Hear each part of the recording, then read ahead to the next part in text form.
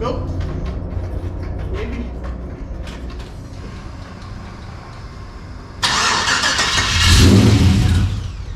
Oh. Not good so far.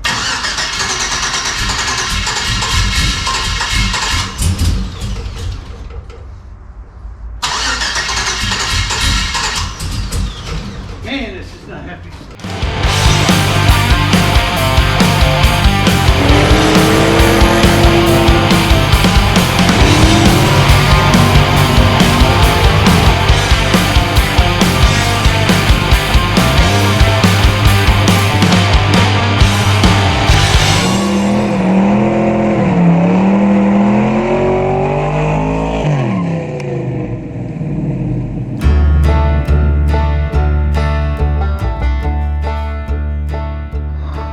She may be down, but she's not quite out yet.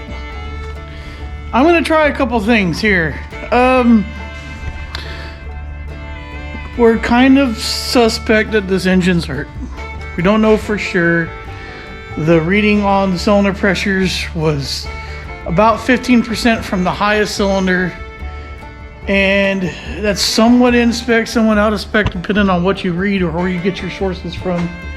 And, you know, it does seem like it's down on power. But I put these new Brian Tooley valve covers on, and there's nothing wrong with the valve covers. Let me just say that right now. But ever since I did that, it seems to me, subjectively, that it hasn't been running right. So I've had a couple midnight thought sessions, right, where you're just thinking about things that previously, this tube here, it goes on the top of the intake manifold. I have it going to a 1/4 inch fitting in the back there. And then this one is going to the throttle body like it kind of usually would. On a normal factory LS valve cover, of course I gotta go find one now, they have a metered tube in the back, which is what this is right here. I don't know if you guys can see down in there real well or not, but there's a small little itty bitty hole. And that hole regulates the amount of air that can go in through the throttle body and things to that extent. Well, since I switched to these valve covers, I'm using a 1/4 inch vacuum line. So it's a lot more air. Is that causing anything? Probably not. But for some reason, I think it's just not happy as it was before. Like maybe the map's off. Maybe things aren't reading like they're supposed to. Maybe, I'm not exactly sure, but it's having trouble idling, which it didn't have an issue with before. And as you guys saw in the last track video, it's down on power. So what I'm gonna do is I'm gonna eliminate some of that. I went out and bought this Evil Energy kit, which is a little, what do you call it? It's a baffled catch can kit. So I'm gonna run my valve covers to open atmosphere catch can because I'm gonna use it in the future for some things anyway. And I'm gonna see if that helps it out. I'm gonna plug off the other vacuum ports and just kind of see if that does anything for it. Like one of the things that I did when I was having trouble at the track is I would rev it up and it would go to like, you know, 4,000, 5,000 RPM, and then it would come back to 2,000 and stay. And then I would pinch off that hose back there, and then it would come down to normal. So like, something's not exactly happy. So after talking with a buddy of mine named Billy, we kind of did some thinking out loud, and we're gonna run this to a catch can, and I think that might help us out some. Now, one thing to know, and I don't remember which size, but these Brian Tooley Racing valve covers either have a -10 or a -12 on all the fittings here. I went ahead and ordered all that, and I've got baffles here and I got a baffle there, and well, I just need to figure out a good place to put that catch can first, and then we'll kind of get moving.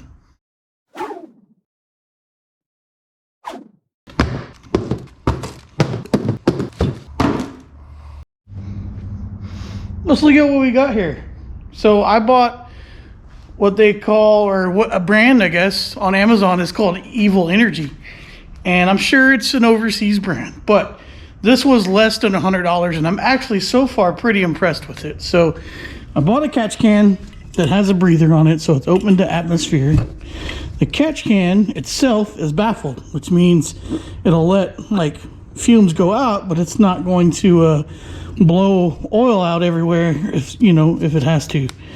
So your breather allows it to breathe, allows it to vent, allows it to breathe fresh air, and if it needs to, whatever it needs to do. Petcock on the bottom.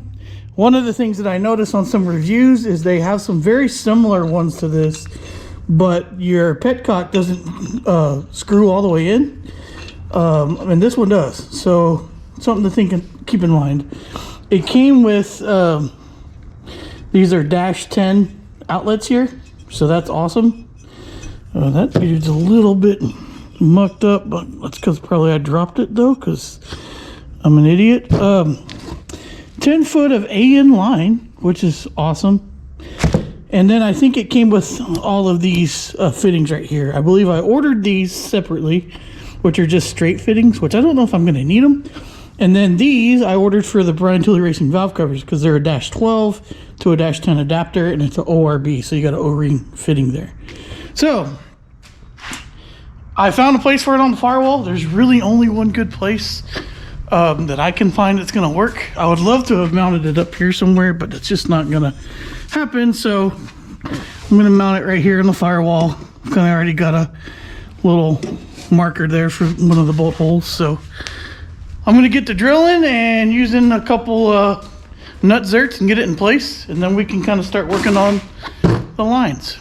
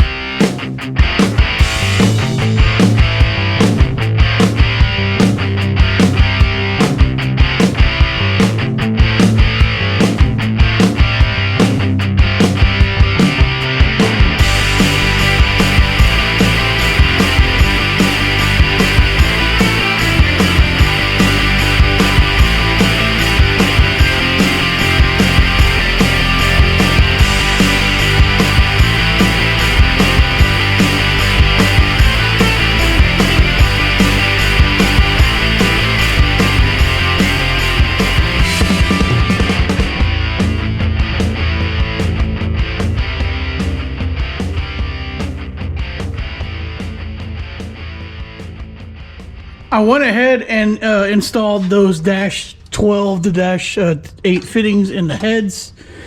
Put the catch can on the firewall, which actually looks really good, and it actually covers up an old panel that I had to make. Original plan, which is still here. I'm gonna run this one just straight to it. Boop, boop. That's what we're gonna do. That shouldn't be too big of an issue.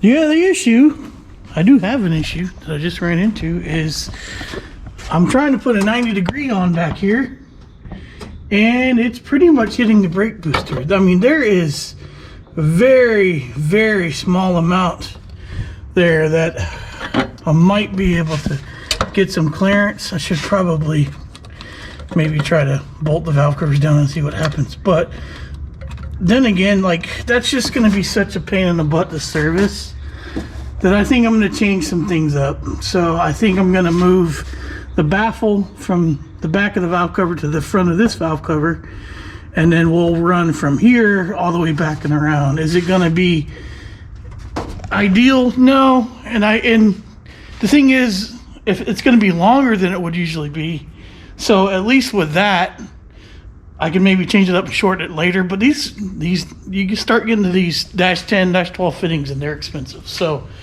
especially adapter fitting. So yeah, I think I'm gonna have to move that to the front, plug that off, and then I'll put the filler cap back there in the back and fill it up with oil from back there. I think that's where we're at now. I think that's the only option we have. So let me swap these things around, and then we'll start working on hoses. Well, that process took entirely too long, but it's done. Got the plug back here. Got the coil packs back on because I have to take these coil packs off because of the bullet back here. It's a deal. It's an ordeal. Eventually, there is a kit that swaps out for the smaller brake booster, and I think that one day I'm going to do that. But now we have our fitting here, and just from looking at things, I think I'm going to go up over the intake in the back, straight to the port on the catch can. And then, as you guys saw earlier, this is going to fit really well right here. Bloop, bloop. Gonna make that happy, and then we're gonna plug some things off. I gotta plug the intake up here, which I'm trying to figure out what I'm gonna do it with. And then put a little cap on this guy there. And that should take care of that part. And then, once we get all that done, I have some parts over here, or at least I thought I did. I don't see them. Did I put them up? I may have put them up. I've been doing that lately, and it's been working in my favor, and I did. I got my fuel pressure sensor that I used before, but adapters to put it on the Schrader valve on the fuel rail, which is right here. And I got the tool to pull the Schrader valve out because I lost mine. I don't know where it went. So I had to go get a tool for that. But, I'm making progress. The only other thing that I'd be looking into doing is maybe using the map on board the Holley. Now, is there any benefit in that? I don't know. Probably not, but just kind of going through things through my head before we pull this engine out to see if there's anything wrong with it. I really hope there's not, because I don't know. I don't want to pull it out. I don't want to take a step back, but if we have to, we will. I've got another motor. Just got to order some parts for it, but let's see what we can get done with this guy now that we got all the cool stuff on the truck. So, oh boy. All right. Well, yeah, I'm going to shut it down for today. That took entirely a lot longer than I thought it was going to be. And I just don't want to be in a hurry with this. So we'll make lines tomorrow, and that'll wrap that up. And then I'll do some research to figure out what size tap I need to put a plug in the top of this guy right here. All right. See y'all tomorrow. Howdy. It's Tuesday. It's the next day, right? Watching Greg work on the Typhoon. He been messing with the I don't know what you mean, the headlight things. Did you paint them? Yeah, I did the whole front. I took off the stuff. Power steering cooler. Okay. You know, I just kind of sanded down the. Oh, and the nice. Like those are nice. I like those. Changed the new ones because the old ones were. They're hashed. Yeah, right? they're really corroded. Sweet. They're somewhere here. Oh, I threw it in the trash. But And we just put on a double roller timing chain. Greg is cleaning up the surface now. If you haven't done one of these on a small block Chevy before, I've showed this once before. But this is the factory timing chain cover, and while you can get it off nice and easy, you actually can't put it back on unless you modify it, which Greg has done. And you just kind of take the corner of it, cut it down just a hair, and then make a straight cut right here.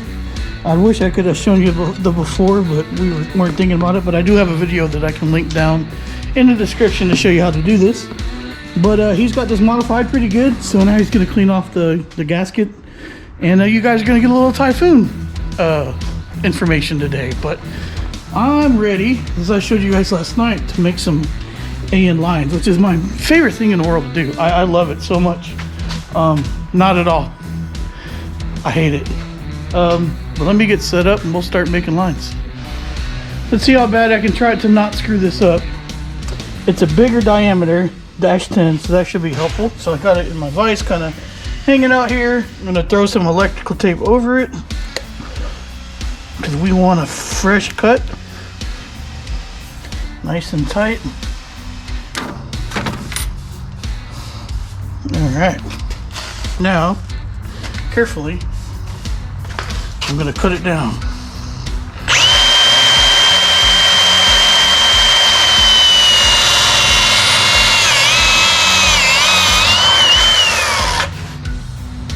Stinky. Fitting.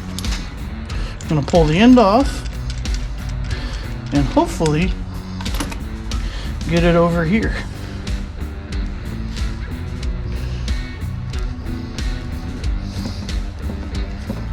Just gotta work it all the way on until it's flush. This is not PTFE, this is regular stuff. So it does need to get flush. There's no collar, whatever you want to call the other thing. We're almost there. I think that's it. Alright, got it in the jaws. I'm gonna put a little oil on here. And then see if we can get it down in there. Well, sorry guys. I got it started randomly off camera. But now that it's started, let's try to finish it.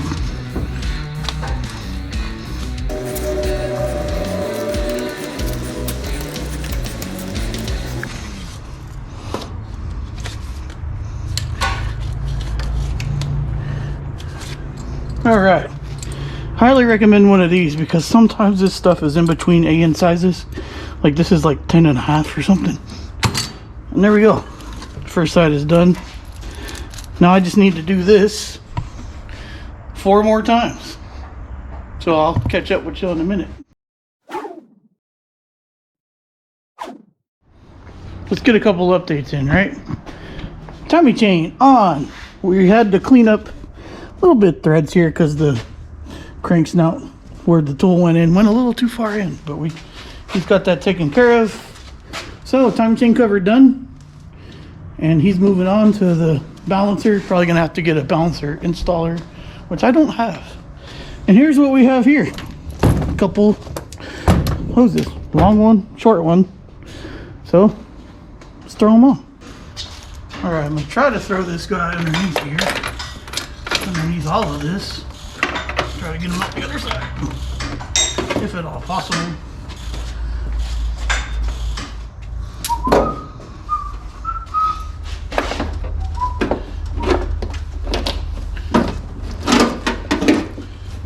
There we go. Oh, we try it that way. Yeah.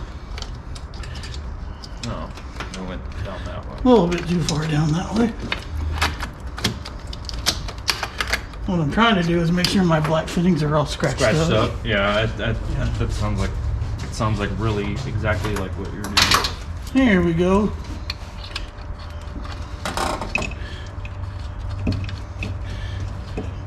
Should I just use channel locks to I tighten think these? so. I think that would be in the best interest. Now here we go for this one.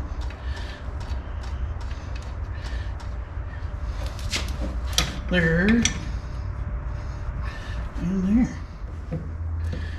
Cool. Professional. All right, get these tightened up.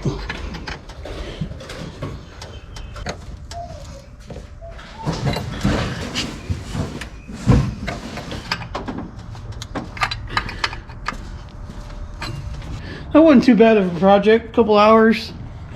Wouldn't have been so long if I didn't have to take this valve cover off, but that's done. I've got the throttle body capped, and earlier at lunch today I found this Dash 8 AN like ORB cap, and I was like, you know what, I wonder if it fits up there, and sure enough it was able to thread in. So I put a little RTV on there and threaded it in. Means I can get it out if we need to, but it should plug that up top. And well, what the hell, let's start it up and see how it idles right off the bat. See if it acts like it's got a vacuum leak. Here we go. Maybe.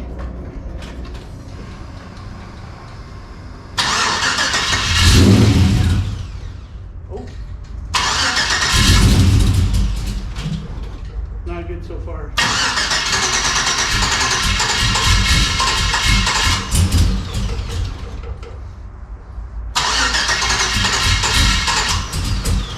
Man, it's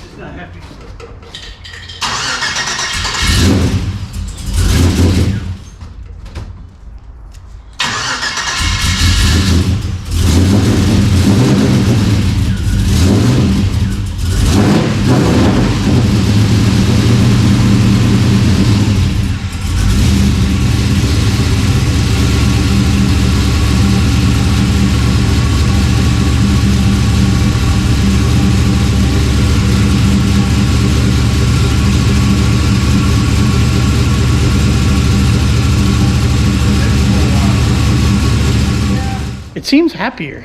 It almost seemed like it was full of fuel when I tried to start it the first time, but now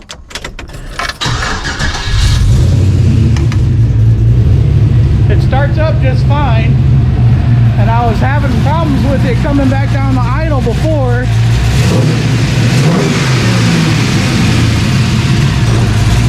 Not a problem. I did make a little adjustment on the idle screw. I think it had a pretty major vacuum leak. It sounds good. So, I don't know. We're gonna see what happens. It's steaming out the filter a little bit. I don't know if that's normal or not. It doesn't seem to be blow by yet, but maybe condensation. But yeah, most of that's done. I got one more thing to do, which is kind of funny that it's running. This is the bottom petcock. So I just got to throw it in the bottom of the catch can. I'm going to put a little pipe dope on it, throw it in there, and then we'll be good to go.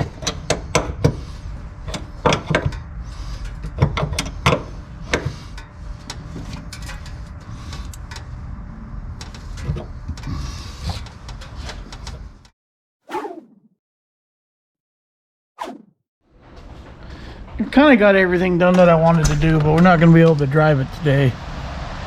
Pretty wet out there. But you know, let's take a look at it real quick. You know, the catch can is on. It looks good. Everything's in place. And I put my new what do you call this thing? Fuel pressure gauge on. So we got all that adjusted and put on. You do have to remove the Schrader valve here. It's just like a tire Schrader valve. Little tool that unscrews it. And then the adapter. So now I have fuel pressure again so I can log that, which is going to be helpful with some logs. And I've been doing some research today. And I'm not sure that this thing is down on power. I know it kind of looked like it the last time, but there's a couple things going on that I'm trying to find out. But basically, long story short,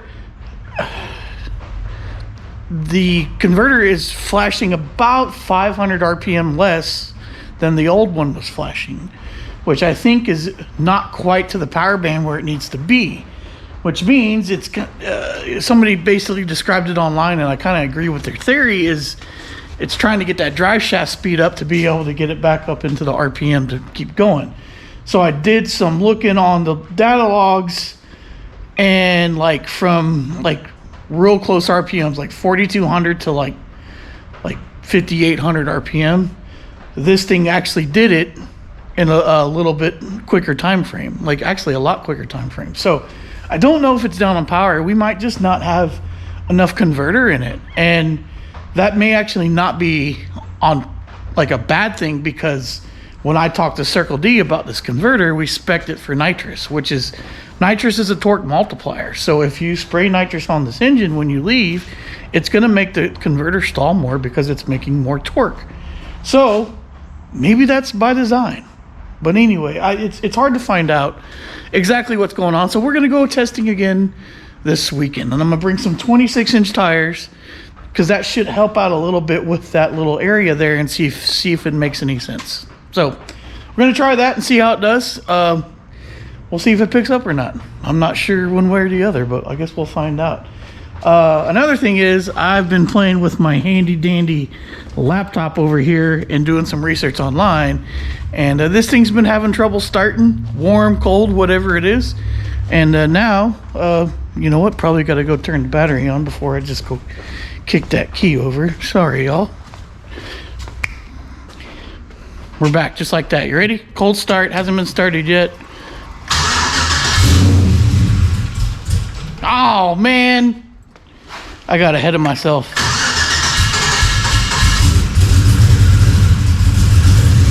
Still better. Man. So I got a little bit more adjusting to do. But it is starting and idling a whole lot better. I figured some things out on that. So that's good. There's no vacuum leaks. We checked that. And yeah, we're ready to go testing. Let me see if I can make it happy again.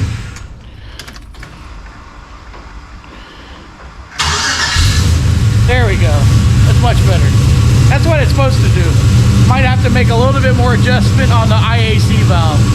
But yeah, we're getting there. We're getting there. So, all right, we're ready for testing. You know, got a couple little things done. Very happy with the catch can. It's right now it's just producing some moisture, which is going to be normal. So there's no blow by, which is another indicator that this might be okay. It might be okay.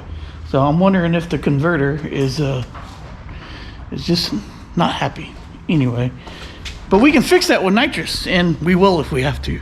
The Typhoon is all back together on the front end of the accessory drive. Greg came in for a couple days and knocked that out, so that's all done. He's got it all painted up, cleaning a whole bunch of things up. I think the battery tray's still outside, but we'll go. No, it's right there. But he got a lot of work done.